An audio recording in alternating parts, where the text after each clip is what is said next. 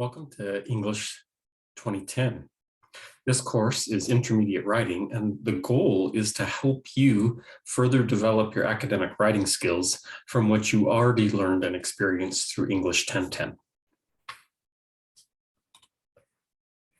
Let me just share a little bit about how to refer to a university instructor. You probably already know this, but sometimes I've received feedback from students and from professors that sometimes international students don't have enough experience with this topic in order to make a good impression.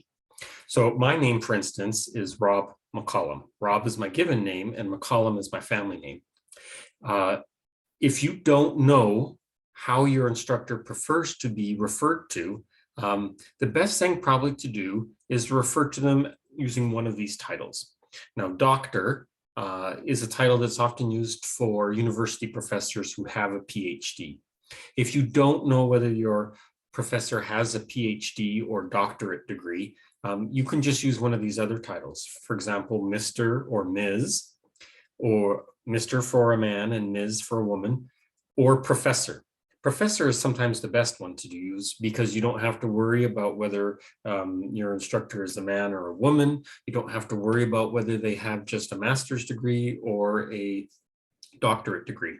If you use any of these titles, make sure you use the title with the instructor's family name. So for me, you could call me Professor McCollum. Now, I often don't mind if students just refer to me as Rob, but many professors do not like that. And so if you don't know, it's always best to go with professor and then their family name. And later, if they tell you to use something different, you can do that. If they say, oh, actually, I prefer to be called doctor, then you can say Dr. Smith or whatever their name is, okay?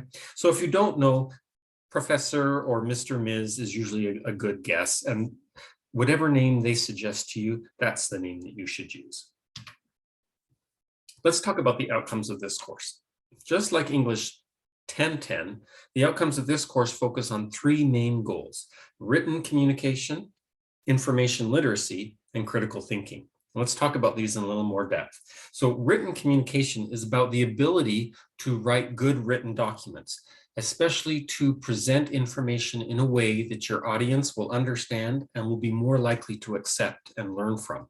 So this means making sure that your information is organized well, understanding who your audience is and how they feel about your topic so that you can present that information in a way that will be meaningful and interesting and useful for them.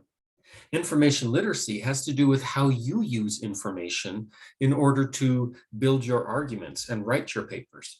Are you understanding where sources come from and how to use those sources appropriately in your own writing? And lastly, we have this idea of critical thinking, which is an important skill not just for university study, but for lifelong learning. And critical thinking has to do with looking at information and examining it carefully and really trying to understand how we are influenced by information and making sure that we are influenced in a way that we want to be influenced, and rejecting information that maybe is not correct or that is inappropriate, and making sure that when we build our presentations or written documents to others, that we are presenting it in ways that is meaningful and also ethical, meaning that we are presenting information in a way that will help other people and not just maybe trick them. Our theme for this course is about multilingualism, and we'll talk more about this throughout the semester. But an important thing for you to be thinking about now is, in what ways are you multilingual? How does knowing and learning more than one language impact your identity? How does it impact your community? How does your community and your country, your school, your family feel about multilingualism? Is this something that is supported and that people like? Is this something that creates problems or maybe some tension or stress?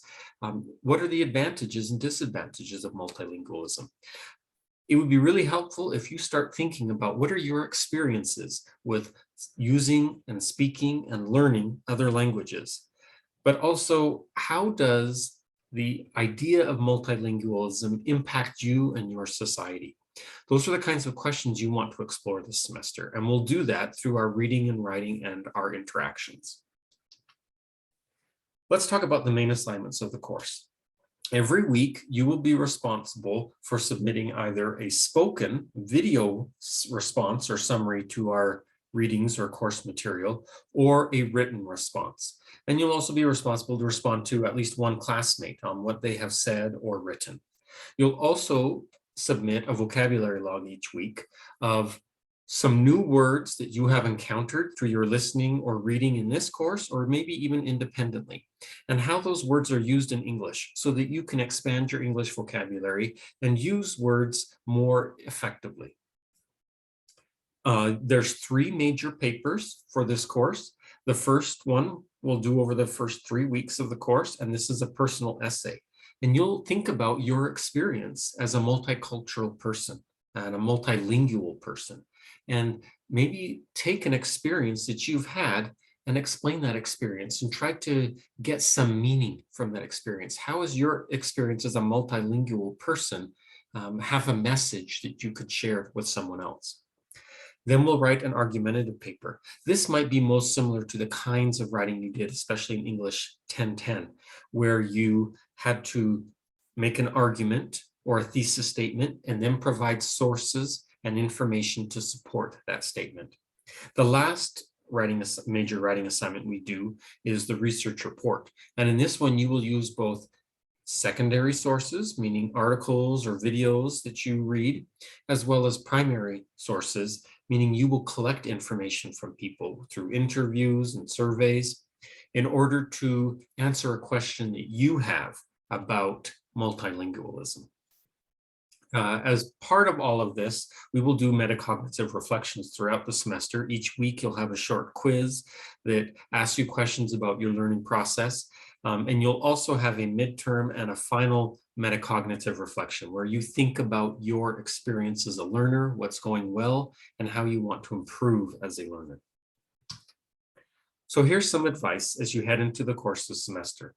1, plan ahead. Go on Canvas, find our course syllabus, look at the assignments that I've just talked about, and look at how they're going to be assigned throughout the semester. On Canvas, you can always look ahead and see which assignments are due and plan out your calendar so that you are aware of when the major papers are done, so you make time in your schedule. If you notice any conflicts between when assignments are due and maybe some personal or other events in your life that may make it difficult for you to complete those assignments, you can work ahead, or you can contact your instructor and we can make arrangements for you. Because we have some major writing assignments, some of them are multiple pages, you cannot wait until the day an assignment is due to try writing it. You need to write a little bit every day. And I'll encourage you to do that throughout the course. So each day, I encourage you to make sure that you plan in your schedule at least half an hour, maybe at least an hour every day to work on this course, to do some readings, to write some summaries, or to work on a paper. If you do that, you won't feel stressed when a paper is due because you'll already have been doing the work that builds towards that paper a little bit every day. At any point in the course, if you do have questions or concerns, please reach out to me. You can send me an email that I've listed on our Canvas website, or you can use the Canvas inbox messaging system to send me a message. Either way, I'm happy to respond to your questions. I can meet with you in a Zoom meeting as well, one-on-one, and we can answer questions together. I look forward to working with you this semester and helping you develop and improve your ability in academic writing. Good luck.